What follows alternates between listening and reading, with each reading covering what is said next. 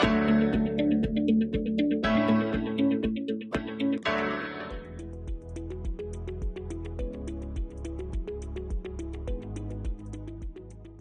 students, welcome to the session of Social Science. We are studying globalization and the Indian economy, and today we will be discussing the process of globalization and its factor. हमने अपने पिछले sessions में समझा कि कैसे MNCs अपने cost of production को minimise करने के लिए और अपने प्रॉफिट को मैक्सिमाइज करने के लिए अपनी प्रोडक्शन लोकेशंस को दुनिया की अलग-अलग कंट्रीज में सेटअप करती है और इस तरीके से वो बनाते हैं ग्लोबल कनेक्शंस. फॉर एग्जांपल, एक लैपटॉप जो कि डिजाइन किया जाता है यूएसए में और उसे असेंबल किया जाता है ताइवान में, और इस लैपटॉप को पावर देने वाला चिपसेट बनाया जाता है साउथ कोरिया में. एक और एग्जांपल ले लेते हैं. ये एग्जांपल है बार ऑफ चॉकलेट का. अब इसके जो मेन इंग्रेडिएंट है, जैसे कोको जो कि लाई जाती है घाना से और शुगर जो कि इंपोर्ट होती है ब्राजील से. इसके अलावा एक स्नीकर, ये शूज की ही एक कैटेगरी होती है जो कि एक कंपनी डिजाइन करती है जर्मनी में, पर इसे बनाया जाता है वियतनाम में. तो देखा आपने कि किस तरीके से कंपनीज अपने प्रोडक्शन प्रोसेस को ग्लोबली स्प्रेड करती हैं और एक ग्लोबल प्रोडक्ट तैयार करती हैं. अब ये प्रोडक्ट ग्लोबली ही सेल किया जाता है और इस तरीके से ग्लोबल कनेक्शंस बनते हैं, जिसे हम कहते हैं ग्लोबलाइजेशन. अगर मैं आपसे पूछूं क्या आप इसको डिफाइन कर सकते हैं, तो ठीक है, हम इसे आसान शब्दों में डिफाइन करेंगे. ग्लोबलाइजेशन एक प्रोसेस है. किस तरीके का process? Globalization refers to the rapid integration or interconnections between the countries. It is driven by foreign trade, investment and the activities of MNC. अगर हम आज के ग्लोबलाइजेशन की बात करें तो इसका मैक्सिमम क्रेडिट MNCs को जाता है, क्योंकि यहाँ पर MNCs का रोल बहुत इंपॉर्टेंट होता है. कैसे? क्योंकि MNCs इंटीग्रेट करती हैं प्रोडक्शन प्रोसेस एंड मार्केट्स को through exports, technology transfer and global investment. पिछले कुछ 20 या 30 सालों में ग्लोबल लेवल पे MNCs का रोल बहुत ज्यादा इंपॉर्टेंट हो गया है, जहां हम देखते हैं कि फॉरेन ट्रेड बहुत तेजी से बढ़ा है, साथ ही साथ ग्लोबल लेवल की इन्वेस्टमेंट भी बहुत तेजी से बढ़ी है. एग्जांपल के लिए फोर्ड मोटर्स को ही ले लेते हैं. फोर्ड मोटर जो कि यूएस बेस्ड कंपनी है, इंडिया में ये 1995 में आती है. उसके बाद चेन्नई में ये अपना एक बहुत बड़ा प्लांट सेटअप करती है, जहां से हजारों कार्स मैन्युफैक्चर की जाती हैं, जो ना केवल इंडियन नीड्स को पूरा करती हैं बल्कि वो फॉरेन मार्केट्स में भी एक्सपोर्ट की जाती हैं. यहाँ फोर्ड मोटर्स ना केवल कार प्रोड्यूस करता है बल्कि वो बहुत सारे प्रोडक्ट्स को भी एक्सपोर्ट करता है ग्लोबल लेवल पे, जिसकी वजह से आप देखेंगे ग्लोबल ट्रेड बहुत तेजी से बूस्ट हो रहा है. और यहाँ आप देखेंगे इस ग्लोबलाइजेशन के प्रोसेस में आपको एक बहुत बड़ा फ्लो नजर आएगा. ये फ्लो किस चीज का है? ये फ्लो है गुड्स, सर्विसेज एंड पीपल का.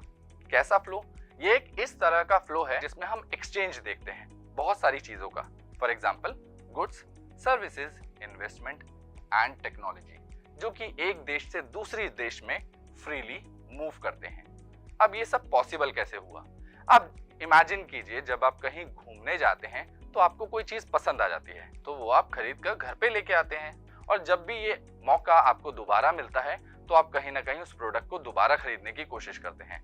और इसी तरीके से आप देखते हैं कि कहीं ना कहीं आपके दिमाग में बिजनेस आइडियाज भी आ सकते हैं. और इसी चीज को पूरा करा मूवमेंट ऑफ पीपल ने, क्योंकि इस फ्लो में सबसे इंपॉर्टेंट रोल प्ले करते हैं पीपल. और इनकी मूवमेंट की अगर हम बात करें तो रिसेंट टाइम में ये थोड़ी सी लिमिटेड हो गई है, जस्ट बिकॉज अभी हमने एक रिसेंट पेंडेमिक देखा. इसके अलावा भी बहुत सारे कारण हैं जिसकी वजह से लोगों की मूवमेंट अब कम हो गई है. पर अगर हम बात करें कि लोग मूव क्यों करते हैं, तो सबसे इंपॉर्टेंट चीज होती है, यहाँ पर हम देखेंगे अपॉर्चुनिटीज. लोग बेटर अपॉर्चुनिटीज के लिए एक जगह से दूसरी जगह मूव करते हैं. For example, better income, job and educational facilities. इन सब चीजों की वजह से एक फ्लो क्रिएट होता है, और ये फ्लो ना केवल लोगों का बल्कि बहुत सारी चीजों का इन्वॉल्वमेंट होता है. तो ये ग्लोबलाइजेशन का जो प्रोसेस है उसे हेल्प करते हैं कुछ फैक्टर्स. ये कौन कौन से फैक्टर्स हैं, चलिए उसके बारे में भी देख लेते हैं. सबसे पहले आता है advancement in transportation. Second number पे आता है advancement in communication technology, and third one is the advancement of the role in IT. चलिए इसे एक एक करके समझने की कोशिश करते हैं. और सबसे पहले हम बात करेंगे एडवांसमेंट इन ट्रांसपोर्टेशन. तो ट्रांसपोर्टेशन टेक्नोलॉजी में बहुत सारे चेंजेस आए हैं. पिछले 50-60 सालों में ट्रांसपोर्टेशन टेक्नोलॉजी बहुत तेजी से बदली है, और इस तेजी से बदलने का फायदा हमें मिला faster and cheaper delivery of goods across long distance.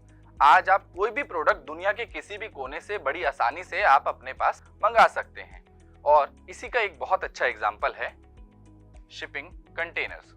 अब पहले क्या होता था, शिपमेंट के लिए जब प्रोडक्ट्स शिपमेंट यार्ड पे जाते थे तो बहुत ज्यादा बिखरे रहते थे। ऐसे में प्रोडक्ट्स की सेफ्टी और सिक्योरिटी भी नहीं होती थी। पर जब से शिपिंग कंटेनर्स आए तो कहीं ना कहीं शिपिंग की जो कॉस्ट होती है वो कम हो गई और तो और यहाँ पर एयर ट्रांसपोर्टेशन की कॉस्ट में भी रिडक्शन देखने को मिली। अब जो भी कोई कंसाइनमेंट है वो किसी एक देश में जाना है, फॉर एग्जाम्पल हमें बहुत सारे प्रोडक्ट यूएस में भेजने हैं, तो उन सभी प्रोडक्ट्स को हम एक शिपिंग कंटेनर में भर देंगे और यूएस की सील लगा देंगे। ऐसे में उसको हैंडल करना बहुत आसान होगा, हैंडलिंग कॉस्ट कम आएगी और प्रोडक्ट की सेफ्टी और सिक्योरिटी भी इंश्योर हो जाएगी। और इसी वजह से हम कह रहे हैं कि कहीं ना कहीं कॉस्ट रिड्यूस हुई है और एफिशिएंसी इंप्रूव हो गई है और ये ग्लोबलाइजेशन को एक बहुत अच्छा बूस्ट देता है। सेकंड नंबर पे हम बात करते हैं एडवांसमेंट इन कम्युनिकेशन टेक्नोलॉजी। अगर मैं 25 या 30 साल पहले यूएस में कॉल करने की सोचूं तो ये एक बहुत बड़ा टास्क बन जाता था, पर आज आप दुनिया में किसी भी देश में बैठे किसी भी व्यक्ति से रियल टाइम में कनेक्ट कर सकते हैं। इसीलिए हमने कहा कि ग्लोबलाइजेशन में ये जो कम्युनिकेशन टेक्नोलॉजी है it enable instant global connectivity with the help of satellite communication, telephones, mobile phones and fax. अब कोई भी एमएनसी है जिसका बिजनेस दुनिया भर में फैला हुआ है, क्या वो रोज डेली ट्रेवल करेंगे? नहीं, वो इस कम्युनिकेशन टेक्नोलॉजी की वजह से आज की डेट में रियल टाइम में सब लोग कनेक्टेड फील करते हैं।